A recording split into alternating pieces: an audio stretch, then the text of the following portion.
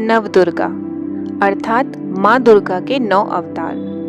माँ दुर्गा यानी शक्ति। शक्ति के इन 9 स्वरूपों का पूजन, वंदन, इनसे जुड़ी कथाएं, कौन सा रंग किस देवी के पूजन के समय पहना जाना चाहिए और किस दिन प्रसाद रूप में क्या चढ़ाया जाना चाहिए, इन सभी बातों का ज्ञान माँ के हर भक्त को होना चाहिए। तो चलिए इस बार नवरात्रि सिर्फ पूजन, व्रत, उपवास से नहीं, अपितु माता रानी के इन सुंदर स्वरूपों की महत्ता को जानकर हृदय को श्रद्धा भाव से भरकर मनाते हैं। आइए सर्वप्रथम श्लोक रूप में नवदुर्गा के नाम का कलम दवात से लेखन द्वारा माता रानी का वंदन करते हैं। दुर्गा सप्तशती हिंदुओं का एक बहुत प्रमुख ग्रंथ। दुर्गा सप्तशती ग्रंथ के अनुसार देवी दुर्गा के 9 अवतार यानी नव दुर्गा के नाम एक श्लोक रूप में वर्णित हैं। जो दुर्गा सप्तशती का पाठ करते हैं वे इस श्लोक को भली भांति जानते होंगे, परंतु जो नहीं जानते आज उन्हें हम ये श्लोक रूप में नवदुर्गा के 9 नामों का वर्णन बताते हैं।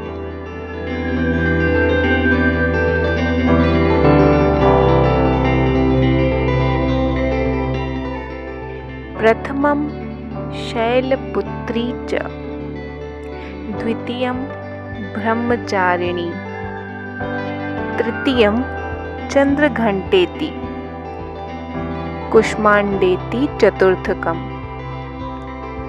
पंचमं स्कंदमातेति, षष्ठं कात्यायनीति च, सप्तमं कालरात्रीति, महागौरी चाष्टमम्, नवम सिद्धिदात्री च, नवदुर्गा प्रकीर्तिताः, उक्तान्येतानि नामानि ब्रह्मणेव महात्मनाः। अर्थात माँ दुर्गा के इन 9 अवतारों के नाम इस प्रकार हैं। पहला शैलपुत्री, दूसरा ब्रह्मचारिणी, तीसरा चंद्रघंटा, चौथा कुष्मांडा, पांचवा स्कंदमाता, छठा कात्यायनी, सातवां कालरात्रि, आठवां महागौरी और 9वां सिद्धिदात्री।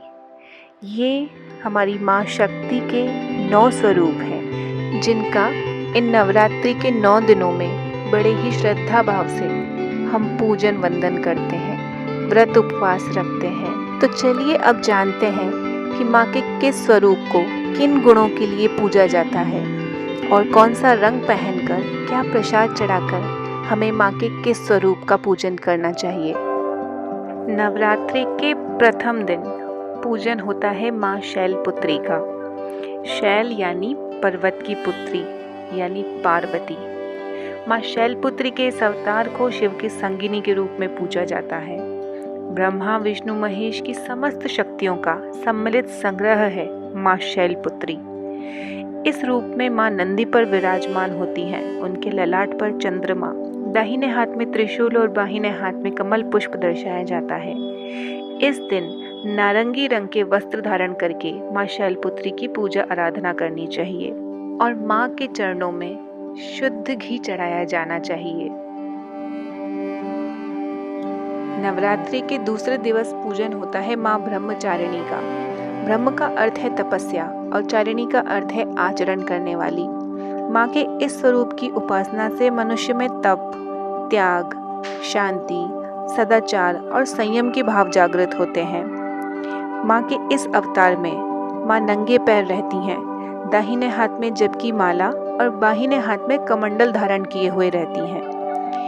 इस रूप में माँ का पूजन करने के लिए श्वेत यानी सफेद रंग के वस्त्र धारण करने चाहिए और भोग स्वरूप माँ को मिश्री चढ़ाई जानी चाहिए।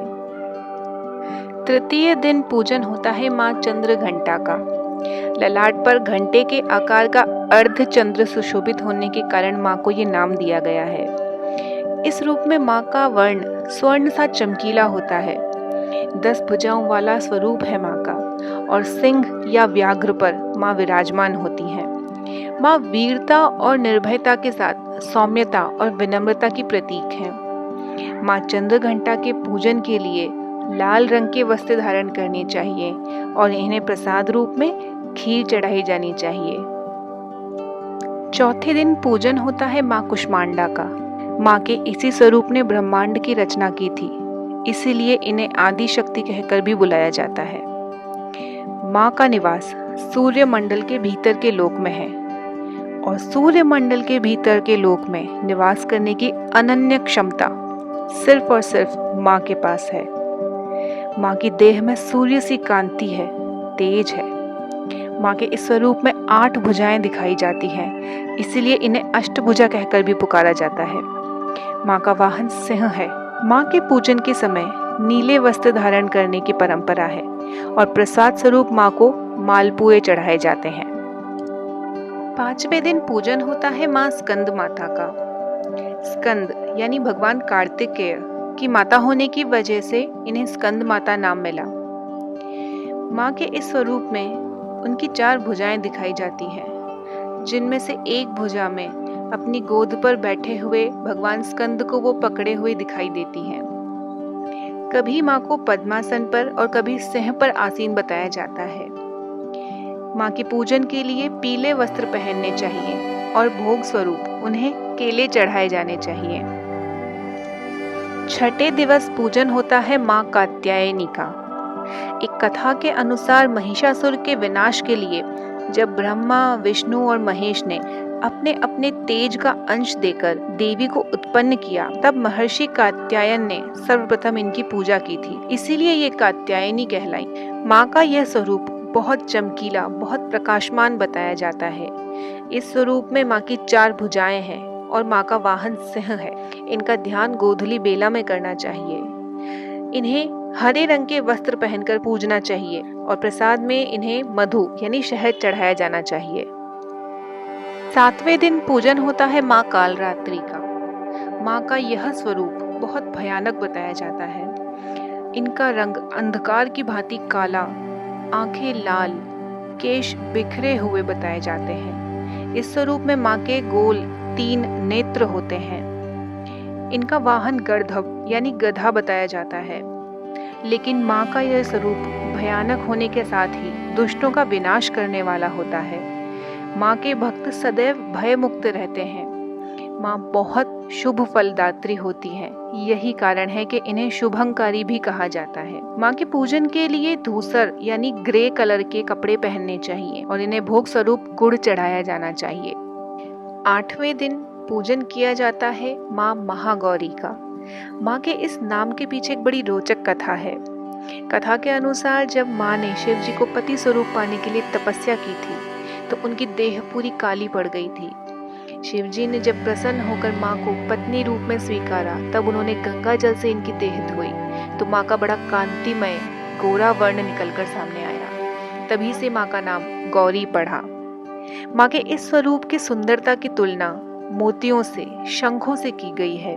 यहाँ तक कि माँ के वस्त्र आभूषण भी श्वेत बताए जाते हैं। इस स्वरूप में माँ की 4 भुजाएं हैं। उनका वाहन बैल है।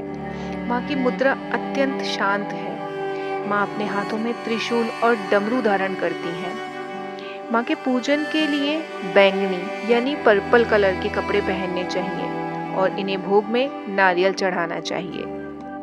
9वें और अंतिम दिन पूजन होता है माँ सिद्धिदात्री का। मार्कंडेय पुराण के अनुसार अणिमा, महिमा, गरिमा, लघिमा, प्राप्ति, प्राकाम्य, ईशित्व और वशित्व ये 8 सिद्धियां बताई जाती हैं और यही 8 सिद्धियां माँ सिद्धिदात्री भक्तों को प्रदान करती हैं। देवी पुराण के अनुसार भगवान शिव ने इनकी कृपा से ही इन सिद्धियों को प्राप्त किया था और तभी शिव का आधा शरीर देवी का हो गया था। इसीलिए भगवान अर्धनारीश्वर कहलाए। इस स्वरूप में माँ की 4 भुजाएं दिखाई जाती हैं।